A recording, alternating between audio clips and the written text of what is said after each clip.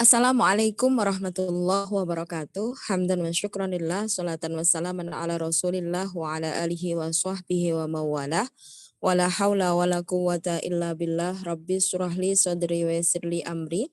Wahlul 'uqdatam min lisani yafqahu qawli, amma ba'd.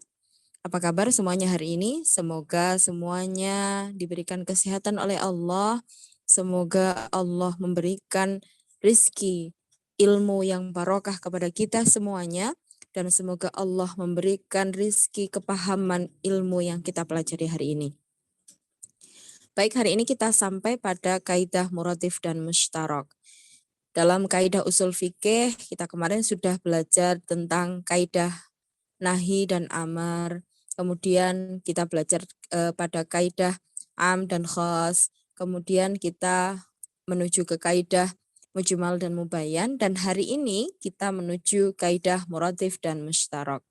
Nah, dalam kaidah muratif dan mustarak ini apa saja yang akan kita pelajari di sini? Kita perhatikan kompetensi dasar yang akan kita pelajari di sini nanti. Kita nanti menganalisis ketentuan kaidah muratif dan mustarak yang nantinya menyajikan hasil analisis contoh penerapan kaidah muratif dan mustarak. Selanjutnya, ini adalah peta konsep dari materi yang akan kita pelajari, yang kita sampai pada kaidah muratif dan mustarak, yang nanti kita akan belajar tentang pengertian muratif, hukum lafadz muratif, dan nanti ada sedikit contoh-contoh dari lafadz-lafadz muratif yang ada dalam Al-Quran. Kemudian tentang mustarak, kita nanti juga akan belajar tentang pengertian mustarak. Nah, kaidah yang berhubungan dengan muratif dan mustarak juga. Selanjutnya, pengertian muratif. Apa sih muratif itu? Al-muradifu huwal lafzul muta'addidu lil ma'nal wahidi. Muratif itu adalah lafadz yang bermacam-macam dengan arti yang sama. Nah, muratif itu lafadznya banyak, tapi artinya satu atau sama. Dalam bahasa Indonesia kita mengenalnya dengan sinonim. Nah, contohnya ada lafadz al-asadu dan juga ada lafadz al-laisu, itu sama-sama artinya singa. Kemudian ada lafadz al-hantatu, ada lafadz al-qamahu, itu artinya sama-sama gandum. Kemudian kita di dalam bahasa Arab juga mengenal al-mudarris, al-ustad, itu sama-sama artinya juga guru. Nah, jadi kan dari kata-kata yang muncul ini, jadi ada yang maknanya cuma satu, tapi bentuknya lafadz itu beda-beda kayak gitu. Selanjutnya, hukum lafadz muradif. Ulama itu berbeda pendapat apakah dua lafadz atau lebih yang bersamaan arti boleh digunakan keduanya dalam pemakaian atau tidak. Nah, menurut pendapat yang terkuat, iqa'ul mutaradifaini makanal akhari yajuzu idzal lam yakum alaihi mani'un syar'iyyun. Jadi menempatkan dua muratif pada tempat yang lain itu diperbolehkan apabila ada ketetapan syara. Nah, menurut pendapat yang lainnya, iqa'ul mutaradifaini makanal akhari yajuzu idza kana min lughatin wahidatin. Menempatkan masing-masing dari dua lafadz muratif di tempat yang lain adalah boleh apabila lafadz muratif itu dari satu bahasa. Kemudian perbedaan pendapat tentang muratif lafadz yang hanya dalam bacaan selain Al-Quran seperti bacaan-bacaan dalam sholat dan doa serta lainnya. Imam Malik berpendapat tidak boleh membaca takbir kecuali dengan lafadz Allahu Akbar. Namun Imam Syafi'i dan Imam Abu Hanifah ini memperbolehkan takbir dengan lafadz yang semakna dengan Allahu Akbar. Seperti Allahu Akbar, Allahu A'zam, Allahu A'la, dan Allahu Ajal. Jadi adanya perbedaan ini apakah kita beribadah itu dengan lafadz atau dengan maknanya. Jadi kan kalau kita takbiratul ihram, mengangkat tangan, itu kan kita melafalkan Allahu Akbar. Nah, tadi sesuai dengan pendapat yang pertama, menurut Imam Malik itu tidak boleh. Karena memang satu-satunya menurut Imam Malik itu ya, lafadznya ya cuman ini tok, meskipun toh maknanya sama. Tetapi kalau menurut Imam Syafi'i dan Imam Abu Hanifah, karena memang maknanya sama, Jadi kedua imam tersebut membolehkan takbirnya itu menggunakan lafadz lain. Misalnya ya, Allahu Akbar, Allahu A'zam, Allahu A'la, Allahu Ajal. Sama-sama maknanya Allah Maha Besar kan begitu.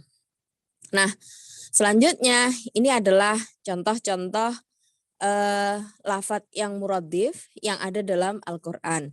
Dalam Al-Qur'an surat Ar-Ra'd ayat 21 Allah berfirman, walladzina yasiluna ma amarallahu bi ayyusala wa yakhshawna rabbahum wa yakhafuna su'al hisab. Ini di sini al-khauf dan al-khasya kan begitu. Dan orang-orang yang menghubungkan apa yang Allah perintahkan supaya dihubungkan dan mereka takut kepada Tuhannya dan takut pada hisab yang buruk. Kata al-khauf dan al-khasya memang sama-sama bermakna takut, namun takut yang dimaksud dari keduanya tentu berbeda. Al-khauf bermakna suatu kekurangan akibat kelemahan dari ketakutan yang dialami. Sekalipun yang ditakuti sebenarnya juga lemah. Namun, takut di sini tidak sampai secara total sehingga dapat membuat yang ketakutan tergolong cacat. Sementara al-khasya adalah ketakutan secara total akibat terlalu agungnya yang ditakuti. Sekalipun orang yang merasa takut termasuk orang kuat. Dari sini kita pahami bahwa tidak bisa mengatakan lafadz al-khauf dengan maksud makna al-khasya dan juga sebaliknya. Jadi ini pada konten-konten tertentu, pada kalimat-kalimat tertentu tidak bisa menyamakan kedua maknanya. Ini tadi meskipun kedua lafalnya maksud saya, meskipun maknanya sama-sama takut begitu. Nah, selanjutnya as-suhu, al-bukhulu, dan al-dannu. Ketiganya semakna dalam arti kikir. Namun makna kikir yang ada pada setiap kata tidaklah sama. As-syuhu artinya sifat kikir yang juga disertai dengan ketamakan.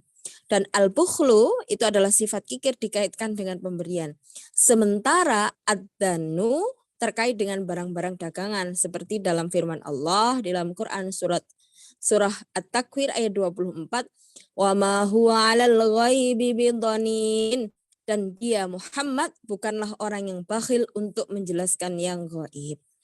Selanjutnya yang ketiga itu adalah as-sabil dan at-thariq. Ini sama-sama bermakna jalan. Jadi meski keduanya bermakna jalan, namun jalan yang dimaksud itu tidaklah sama. As-sabil digunakan untuk menunjuk berita atau kabar yang di dalam jalan itu ada kemudahan. Sementara at-thariq tidak digunakan untuk mengabarkan sesuatu, melainkan at-thariq selalu diidhofahkan dan disandingkan dengan sifat. Sebagaimana firman Allah pada Quran surah Al-Ahqaf ayat 30, qalu ya qaumana inna sami'na kitaban unzila min ba'di Musa musaddiqan lima baina yadayhi yahdi ilal haqqi wa ila thariqim mustaqim. Kata-kata thariqim mustaqim di sini. Mereka berkata, hei kaum kami, sesungguhnya kami telah mendengar kitab yang diturunkan sesudah Musa yang membenarkan kepada kitab sebelumnya lagi pemimpin kepada kebenaran dan menunjukkan pada jalan yang lurus. Nah, di sini jalannya itu. Kemudian yang selanjutnya adalah ja'a dan ata. Makna dasar keduanya itu sama-sama datang. Namun datang yang dimaksud dari masing-masing keduanya berbeda. Yang pertama yang ja'a, kalau misalnya kita pernah itu belajar bahasa Arab itu ja'a zaitun, kok ini dan sebagainya, masih ingat ya semuanya. Pertama, ja'a datang untuk hal-hal yang bersifat duniawi. Sementara ata digunakan untuk hal yang bersifat maknawi dan waktu dan kedatangannya beserta dengan kemudahan. Sebagaimana firman Allah dalam Quran surah Yunus ayat 24, innama masalul hayatid dunya kama in anzalnahu minas sama'i fakhtalata bihi nabatul ardi mimma ya'kulun nas wal an'amu hatta idza akhadatil ardu zukhrufaha wa zayyanat wa dhanna ahluha annahum qadiruna 'alaiha ataha amruna lailan aw naharan faja'alnaha hasidan ka'allam taghna bil ams. Di sini atah di sini. Sesungguhnya perumpamaan kehidupan dunia itu adalah seperti air hujan yang kami turunkan dari langit. Lalu tumbuhlah tanaman-tanaman bumi karena air itu ada yang dimakan manusia dan hewan ternak. Hingga apabila bumi itu telah sempurna keindahannya dan memakai perhiasannya dan pemilik-pemiliknya mengira bahwa mereka pasti menguasainya, tiba-tiba datanglah. Nah, di sini ataha, tiba-tiba datanglah kepadanya azab kami di waktu malam atau siang, lalu kami jadikan tanaman-tanamannya laksana tanam-tanaman yang sudah disabit seakan-akan belum tumbuh kemarin. Nah, itu beberapa contoh yang ada dalam Al-Quran dalam kaitannya muradif tadi. Ada satu lagi, as-sanah dan al-am. Ini sama-sama maknanya tahun. Jadi as-sanah itu biasanya digunakan pada tahun yang di dalamnya terdapat kekeringan dan paceklik. Contohnya dalam Quran surah Al-Ankabut, walaqad arsalna nuhan ila qaumi falabisa fihim alfa sanatin illa khamsina amang fa'akhadahumut tufan wa hum dhalimun. Dan sesungguhnya kami telah mengutus Nuh kepada kaumnya, maka ia tinggal bersama mereka 1000 tahun kurang 50 tahun. Maka mereka ditimpa banjir besar dan mereka orang-orang yang zalim. Sedangkan al-amu untuk tahun yang di dalamnya terdapat kemudahan dan kesuburan. Tadi beberapa hal yang berkaitan dengan muradif. Selanjutnya kita akan menuju kepada mustarok. Nah, pengertian mustarok. Mustarok itu apa sih? Kata mustarok itu adalah bentuk masdar yang berasal dari kata ishtaroka yang berarti bersekutu. Nah, seperti dalam ungkapan al-qaumu ishtarok yang berarti kaum itu bersekutu. Nah, dari pengertian, jadi secara bahasa itu kan bersekutu kayak gitu. Nah, dalam pengertian istilahnya, mustarok itu adalah seperti lafadz yang muncul di sini. Mustarok adalah setiap lafadz yang mempunyai arti berbeda-beda dari beberapa arti yang berbeda atau nama-nama yang berbeda-beda dari beberapa nama yang berbeda artinya. Nah, pengertian lain yang semakna dengan pengertian tersebut adalah al-lafdzul ladzi yadullu ala makna yaini au aksar. Mustarok itu adalah satu lafadz yang mempunyai arti lebih daripada satu. Bisa dua arti atau lebih kayak begitu. Nah, selanjutnya ini adalah contoh-contoh yang berkaitan dengan mustarok ini ya.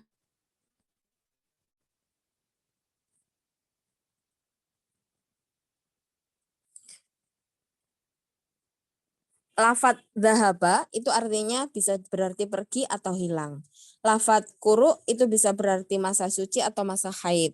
Lafadz ainun itu bisa berarti mata atau mata air atau mata-mata. Lafadz yadun artinya bisa tangan kiri atau tangan kanan. Sanatun bisa berarti tahun hijriah atau tahun masehi. Jadi artinya satu kata itu bisa berarti lebih dari satu kayak gitu. Nah, selanjutnya hukum lafadz mustarok. Jumhur ulama termasuk Imam Syafi'i, Qadi Abu Bakar dan Abu Ali Al-Jubai berpendapat isti'malul mustaraki fi maknaihi au ma'anihi yajuz. Penggunaan mustarok menurut makna yang dikehendaki ataupun untuk beberapa makna yang diperbolehkan. Sedangkan Abu Hashim, Abu Hasan Al-Basri dan ulama lainnya berkata isti'malul mustaraki fi maknaihi au ma'anihi la yajuz. Penggunaan mustarok itu menurut makna yang dikehendaki ataupun untuk beberapa maknanya tidak diperbolehkan. Jadi ini ada pendapat yang berbeda begitu. Selanjutnya, seperti misalnya lafadz sujud artinya bisa meletakkan kepala ke tanah dan sujud pun diartikan ingkiat. Ingkiat, mohon maaf.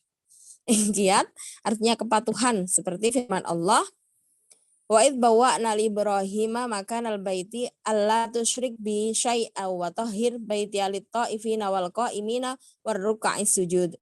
Dan ingatlah ketika kami memberikan kepada tempat kepada Ibrahim di tempat Baitullah dengan mengatakan janganlah kamu memperserikatkan sesuatu pun dengan aku dan sucikanlah rumahku ini bagi orang-orang yang tawaf dan orang-orang yang beribadat dan orang-orang yang rukuk dan juga sujud. Nah, Ini contohnya yang tadi.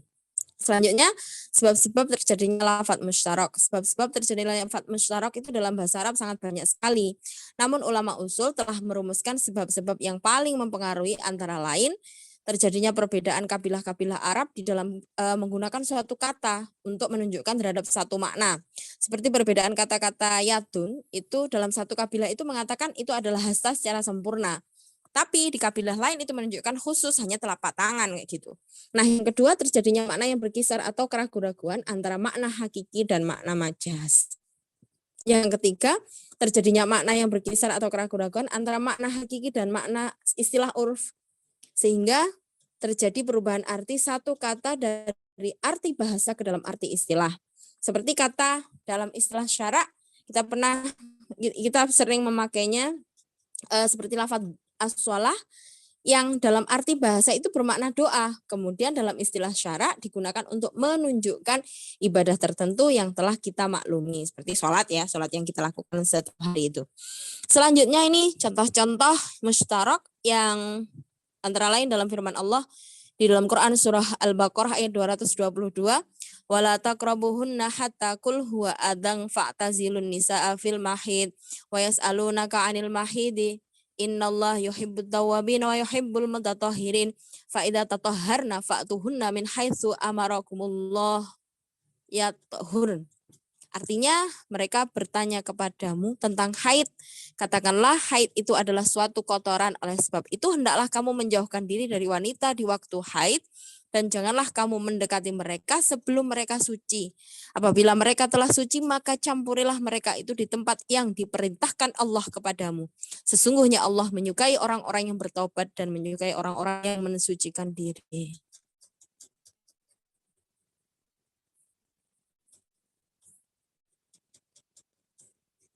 Lafadz al-mahid dapat berarti masa atau waktu haid dan bisa pula berarti tempat keluarnya darah haid. Namun dalam ayat tersebut menurut ulama diartikan tempat keluarnya darah haid karena adanya qarinah haliyah, yaitu bahwa orang-orang Arab pada masa turunnya ayat tersebut tetap menggauli istri-istrinya dalam waktu haid. Sehingga yang dimaksud lafadz al-mahid di atas adalah bukanlah waktu haid, akan tetapi larangan untuk istimta pada tempat keluarnya darah kubulnya tadi ya. Sebentar, saya ada revisi dari suratnya ini. Sebentar. Al-Baqarah ayat 222.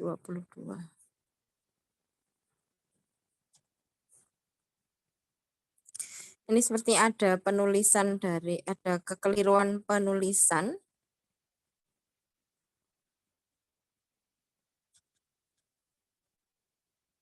Sebentar.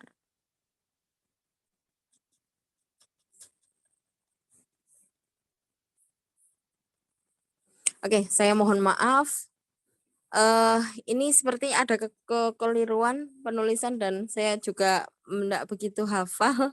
Ini dalam Al-Baqarah surat ayat 222 ini ada kekeliruan dalam pelafalannya. Di sini dituliskan wala taqrabuhunna hatta.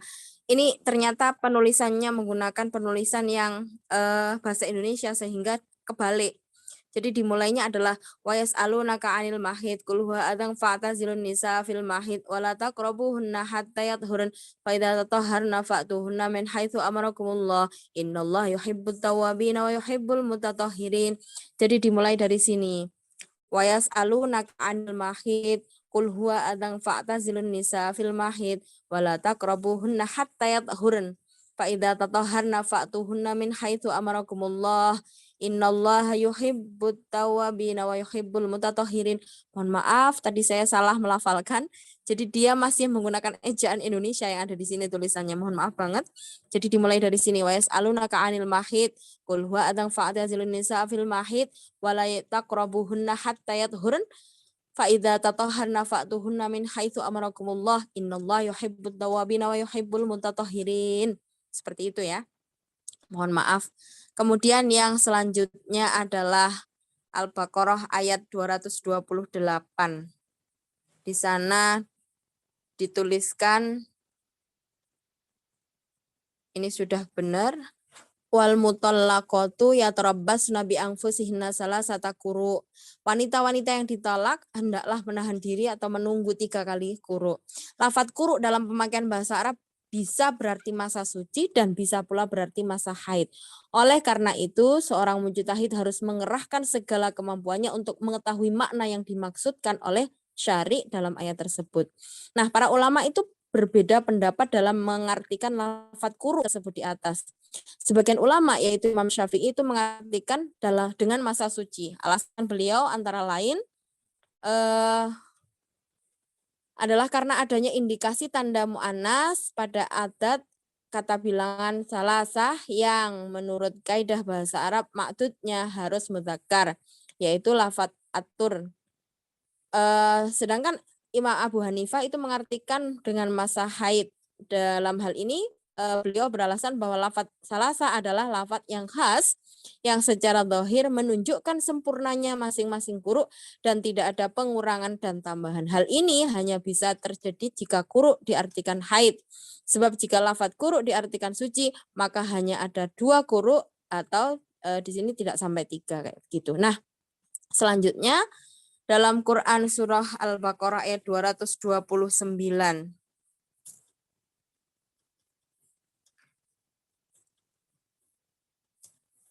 Ini juga kebalik, ini dimulai dari sini. At-talaqu marratani fa imsakum bima'rufin aw tasrihum biihsan. Jadi dimulai dari sini lalu ke sini ya. At-talaqu marratani fa imsakum bima'rufin aw tasrihum biihsan. Artinya talak yang dapat dirujuki 2 kali, setelah itu boleh rujuk lagi dengan cara yang ma'ruf dan menceraikan dengan cara yang baik. Nah, dalam ayat tersebut lafadz at-talaq harus diartikan dalam istilah syara, yaitu melepaskan tali ikatan hubungan suami istri yang sah. Bukan diartikan secara bahasa yang berarti melepaskan tali ikatan secara mutlak. Seperti dalam hal lain, dirikanlah sholat dan tunaikanlah zakat. Nah, lafadz as-sholatu itu pada ayat tersebut bisa mengandung arti doa, bisa pula mengandung arti dalam istilah syara ibadah yang mempunyai syarat dan rukun tertentu. Nah, berikut adalah contoh lafadz as-sholatu yang diartikan dengan makna istilah bahasa, yaitu dalam firman Allah dalam Quran surah Al-Ahzab ayat 56, Innallaha wa malaikatahu yusholluna 'alan nabi ya ayyuhalladzina amanu shallu 'alaihi wa sallimu taslima. Maaf, ini dimulai dari sini dulu. Innallaha wa malaikatahu yusholluna 'alan nabi ya ayyuhalladzina amanu shallu 'alaihi wa sallimu taslima. Artinya sesungguhnya Allah dan malaikat-malaikatnya bersolawat untuk Nabi. Hai orang-orang yang beriman, bersolawatlah kamu untuk Nabi dan ucapkanlah salam penghormatan kepadanya, kayak begitu. Nah, demikian yang bisa saya sampaikan berkaitan dengan kaidah muradif dan musyarak. Mudah-mudahan Allah memberikan ilmu yang bermanfaat kepada kita semuanya, dan mudah-mudahan Allah memberikan kepahaman kepada kita untuk apa yang kita pelajari hari ini. Semoga semuanya diberikan kesehatan, dan mohon maaf atas kekeliruan penulisan dan kekeliruan pelafalan. Mudah-mudahan Allah mengampuni dosa-dosa kita semuanya. Wallahul muwaffiq ila aqwamit thoriq. Wassalamualaikum warahmatullahi wabarakatuh.